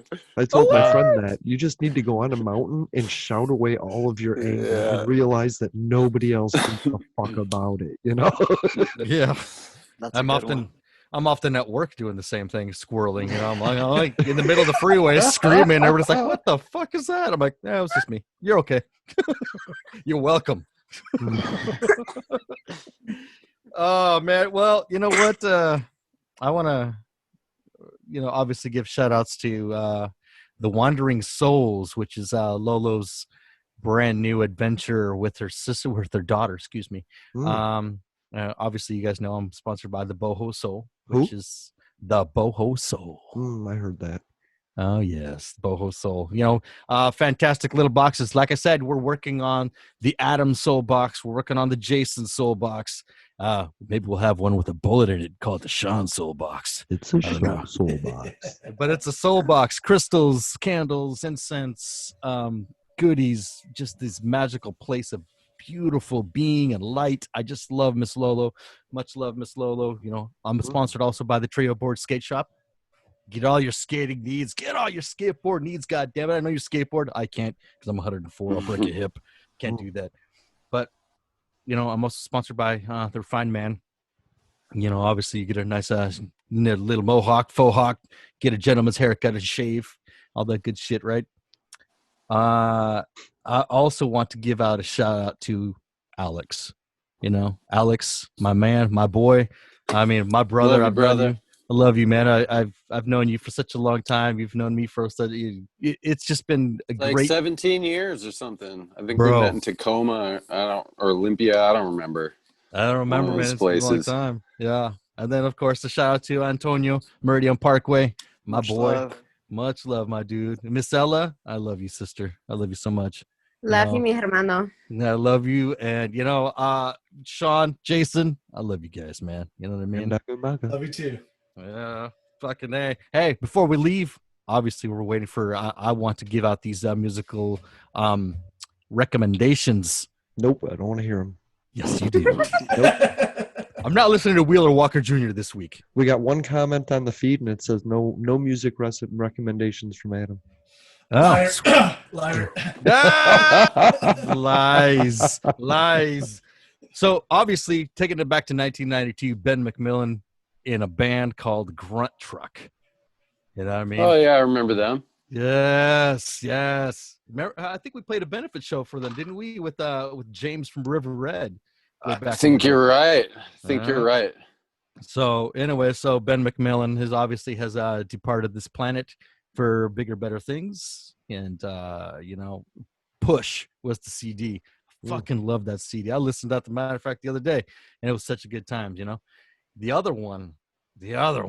Holy fuck, the other one. The other one is from a band called Werewolves. Yes, that's what got my attention because of the name, and they are this black death metal savages. And the last and final one, Meridian Parkway. You know what I'm saying? Meridian Parkway's going to drop a new one, Tony. Just give it to us, God damn it. Dude, soon enough. We're planning for November 11th to be the day we start releasing new music. Awesome. Oh, I'm so stoked about it. Well, you guys got anything? What else? I got something. Give it to me. What about the T-shirt giveaway? Yeah, lots of commenters. That's the only reason I'm here. I'm here. I'm here for the free T-shirt. All right. Well, you know what? Obviously, we're gonna need to. Let's do that real fast. I mean, if you guys need to go, you guys want to stick around, want to have just a party. You guys got big things to do. I know. Well, I gotta eat now. Y'all fucking my mouth's salivating. I know. I got some Nikki's adobo in the fridge. Just calling. But what's up with the T-shirt? Am I in the running for a T-shirt? Nope. No, it's all I'll good. hook you up one because you hooked up many a times. You know what, man? We're gonna have like let's just. I don't have that Facebook open, whatever. But let's drop those questions in there, Sean, and see what they can figure out. Let me pull those up. Ooh, you got some questions. I love this. So I haven't really said much this whole podcast. I've just kind of been taking this stuff in. This is really enlightening. I'm a combat veteran, got some PTSD, anxiety, stuff like that. I just want to say, like, I myself have found it really hard to ask for help. I think this is going to help me push to get some help that I need. I've gone to counseling, stuff like that. But we love you. Guys, we love you, right? Yeah, 100%. Yeah, I know. It's just been this is really good for me, and you guys have shown that it doesn't matter who you are, what you've done or anything like that. You've got to get the help. I'm a helper. I'm a listener. But you got to have that self-care. And I think that's what I've been missing. I've been off of work for 6 months as well, and it's been a journey, I guess. And yes, sir. I need to get on that right track. So yes, I appreciate you guys coming on the podcast. For having us. Mm-hmm. Yeah, thank you. It's been a pleasure.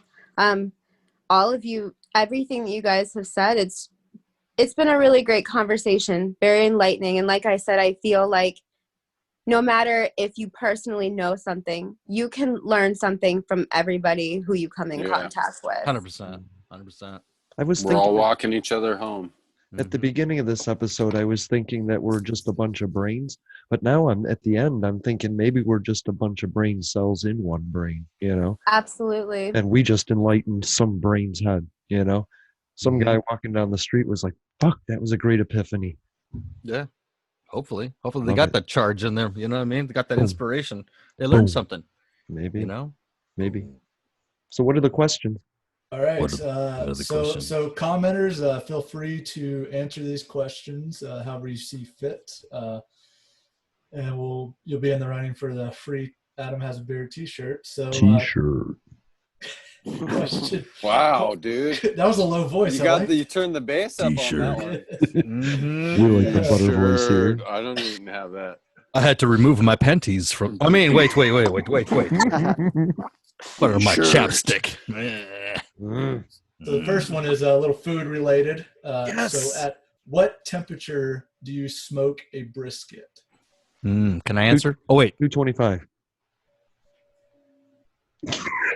I don't know. Are we supposed to answer? I'm gonna Google it.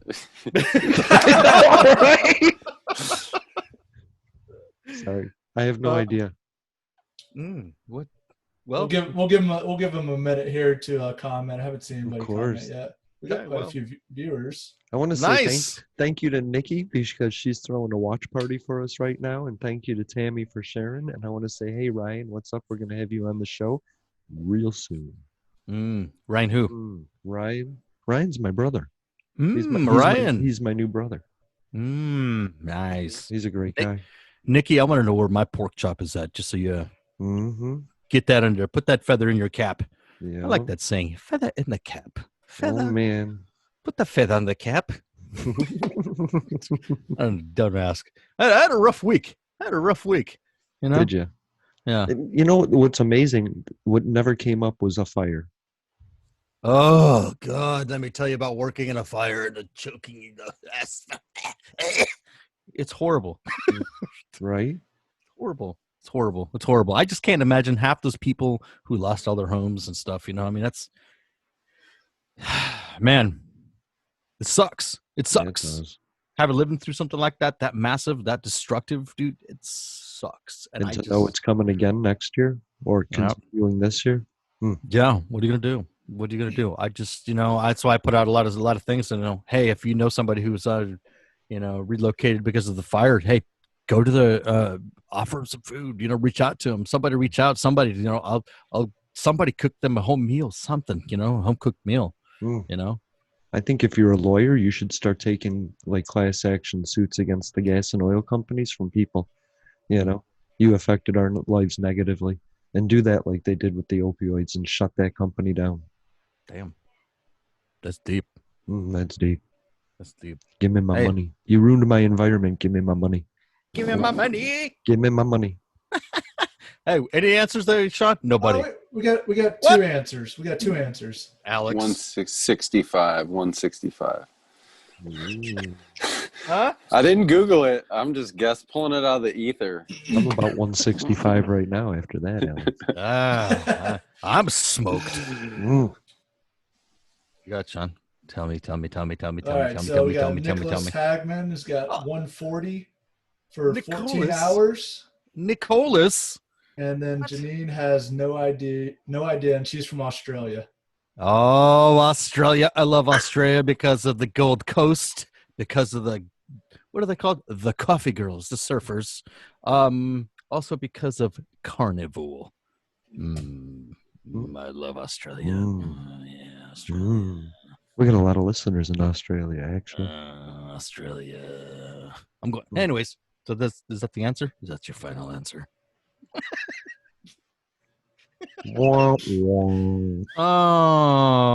Okay. Next question.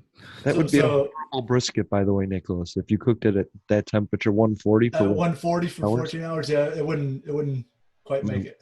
Nope. Wouldn't quite make it. So 165 for 14 hours. 225. I'm going 225, by the way, because I want that shirt. When were you telling the answers, Adam? At the end of the last question. Okay. How about that? Just making sure. Drop that second question. All right. So can the AR platform be a rifle or a pistol? Yes, no, or both?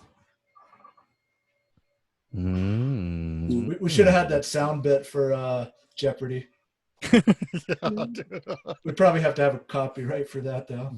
Probably, and we're not. I say no to that one. I want to say I'm a samurai sword guy, though. I'm not a gun guy. Nice. I'd like to hear Meridian Parkway cover the Jeopardy theme. Yes. There we go.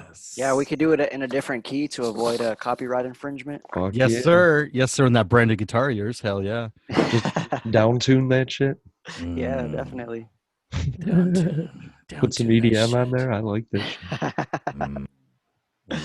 Yes. Any answers, Sean? We got one answer so far. Let's give him like another 30 seconds or a minute, whatever. Yeah. All right. Cool. And then drop that last question on him too, if you want. Yeah. All right. So last and final question. The band Behemoth is from what country? So we got 3 selected answers here. You could select or choose from, I guess. England, Sweden, or Poland. See, that one I think I know. So I don't know. I'm just going to guess. I'm going to say Poland. I'm intuitively drawn to Poland as well. Yeah. Yeah. I feel like I was thinking Sweden. Denmark, but I feel they're Swedish. And I don't care. I have grown a great obsession with Behemoth. I mean, they sound large. Oh, they're just massive. Almost mammoth. Almost. I mean, the first CD I heard from them was the double CD they dropped, The Satanist, and I was like, this is okay. And then they dropped the second, or the one after it, and oh my God, I was like, what is happening here? It just took my brain and just went, get out of here.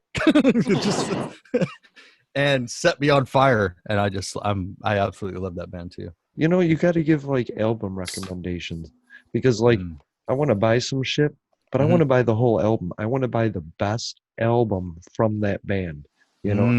And the one I'm trying to find is Radiohead. What's the best album from Radiohead? I'm reading about them.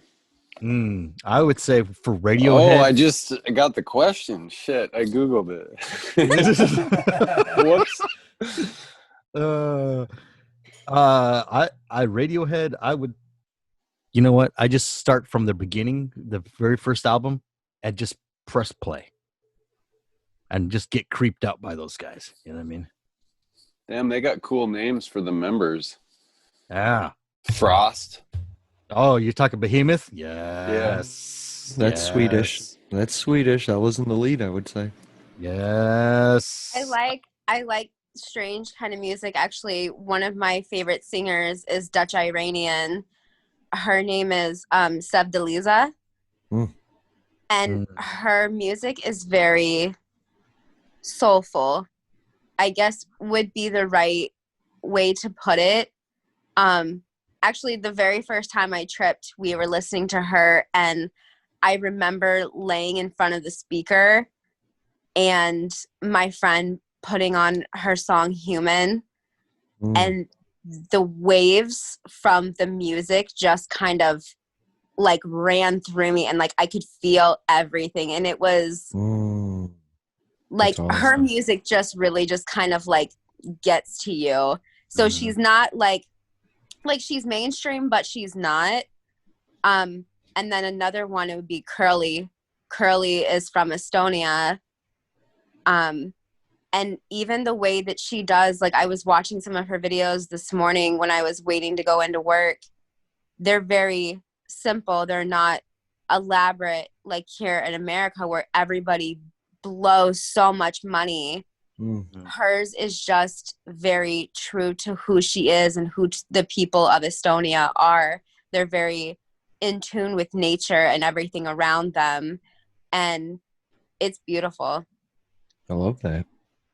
You can always find some kind of spirituality in any kind of music, and I love that. Hell yeah. That's why I'm so drawn to music, and that's why, you know, I initially wanted to start a podcast talking about music, but we have the Unsigned Countdown. Shout out to the Unsigned Countdown, that we could talk music on. But with this show, I find members of music and musicians and members of bands, and I've connected with them. You know what I mean?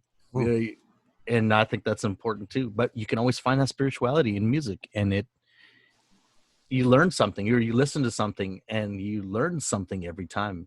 You know? Alan Watts was talking about it in this podcast or lecture I was listening to, and he was, I'll probably butcher it, but he was talking about how music is very similar to the path of enlightenment. Because when you play a song, the goal isn't the end of the song; it's the journey itself. And I thought that was really beautiful. I was like, I Get it. I get it too. We're playing a song right now. The song of life. Yeah, music definitely mirrors life. Oh, 100%. I think that's the beautiful thing about art is that you're able to, no matter what form of medium of art that you're working with, you're able to convey a certain feeling. You want to move people. You want them to feel something, like no matter what that feeling may be, but that's the whole point of it is to get people to feel and to be able to connect to others. I make to accomplish. I make art with a vision in my head, and once it's right, I just leave it. I don't really care who enjoys it after that. That's me though. That's beautiful. I'm in a similar place right now. Yeah. And I want to say, as far as acid, I just want to say Fear and Loathing in Las Vegas, Yellow Submarine, The Wall by Pink Floyd. These are all great choices. But I'm going to say Bringing Out the Dead is the one to watch. Glass Animals is wonderful to listen to Yes, too. Pork Sausage is a great song. Yes, I love it. Their music videos are so strange, and every time I watch them, I'm just like, I really don't understand what's going on here, but it's amazing. Like it just kind of trips you out and just kind of makes you think, and you're just kind of like, all right. Yeah, they just got a new album just came out recently. I love them. Me too. What do you got, Sean? Anybody respond? Anybody awake? We got a couple. We got a couple people. What? We got like 2 fans. Oh, yeah. All right. I love it. I love it. And these Behemoth guys look pretty scary. I want to see what they're like at home eating tacos in front of the TV or something like that. Yeah. Dude, that music is heavy. Like, are they all super serious in the morning eating their cereal? Like, right. Dude, Adam Negral, the lead singer, recovered from a throat cancer. Oh, shit. Yeah. He like literally on the verge of death and then just came back and survived and can sing. The man. And the dude does yoga. The dude does he's peaceful. He drives around in his badass little Behemoth car, whatever it is, the Lamborghini or the Mercedes or something I can never afford. I don't think I want it because I would go too fast. I just want a gremlin. Give me a pacer. Give me something cool like that. I would afford Festiva so I could just rally that motherfucker. Oh, man. You do that. Go back to the days. But this guy's doing that all. You want to see what he looks like when he's eating breakfast. We have to know where he lives. Yeah, I want to know the contrast. What country does he live in, Sean? Where are we all getting tickets? You're going to have to ask Adam that one. I don't know the answer to that. I know that one. Give it to me, Alex. Give it to me. Poland. Oh, I was wrong. Oh, Svinia. So let's see. That one. What about our favorite platform of rifle? So we did have Nicholas actually got that right. He said Poland. Janine said England. So for AR, what was the question? Can it be a pistol or a rifle? Or both? Or both? So it's going to be able to be both at this day and age. My yeet cannon. That's what my yeet cannon is. I got a yeet cannon rifle and a yeet cannon pistol. Yeet, Boom, yeet. So Nicholas got that one right. Nice, Nicholas. So I don't understand. You're gonna have a pistol that's as long as an AR, or what? No. So the rifle obviously is going to be 18-inch. Minimum of 18 inches. It is nice, and for the mid levels, the pistol. Oh my fucking god! It looks like a miniature version of an AR-15. Wow. Fantastic little weapon. I love when I built that thing. I was scared. I was like, oh god, what's this going to sound like? Ooh! And then I shot it. Oh man, I felt this jolt of life. It was awesome. I love it. So yes, it can be both. That's great. You disappeared for most of that. It's because we weren't meant to hear it. He was dropping some secret. Yeah. But I love you. We just had to block you because of the language you Yeah, read. the ATF You just can't go into like Hebrew here. You know what I mean? There's certain people. When you start speaking in tongues, we got to block it out, bro. Sorry. Yeah. You know, I thought was cool was bruja is witch in Filipino as well. That's cool. I did not know that. My mother-in-law was a bruja. Oh, well, that's wonderful. I have much love for La Brujas. I'm telling you that. Lots of love. Absolutely. All right, Sean, give us the last answer to the very first question we asked was.